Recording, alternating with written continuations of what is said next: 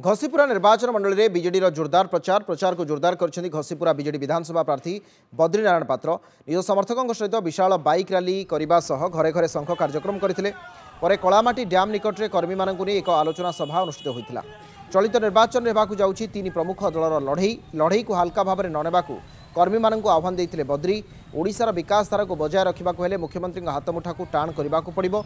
एने डबल शंख चिन्ह में भोट देवाक निवेदन करते बीजेडी विधायक प्रार्थी बद्री पात्र। मु गोटे कथा कह आमर दीर्घ से 2002-06 मसीहा कथा कहतु जिते नीलांद्री बाबू थे आम गाँव में विकास हो नाला। जितेबाला आमर रामचंद्रपुर निर्वाचन मंडली आसला घसीपुरा निर्वाचन मंडली आसला से प्रथम बद्री पात्र आम जीपी घटना ब्लॉक को आसी आम जानी आगुरी ना सार ना शुणी सार होती बहुत लड़ुआ बहुत लोक सेवार सार रही था सुख दुखरे सब सार था।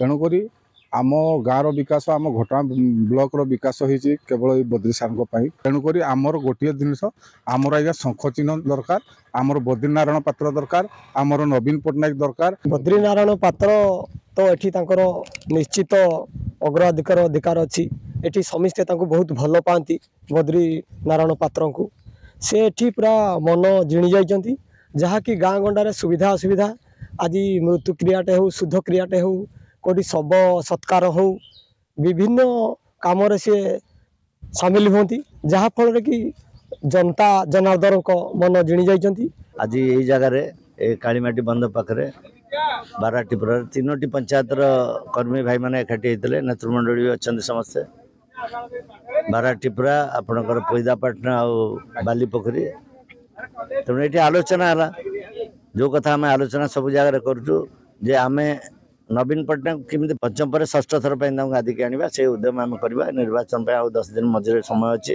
खूब कम समय भितर घर घर जा लोक बुझे पड़ो डबल संख्या भोट देवा पड़ो। नवीन पट्टनायक अजस्र योजना कर जो इस्तार प्रकाश कर निर्वाचन इस्तार आउ जहाँ बाकी था सब आशा लोक पूरण हो जाए।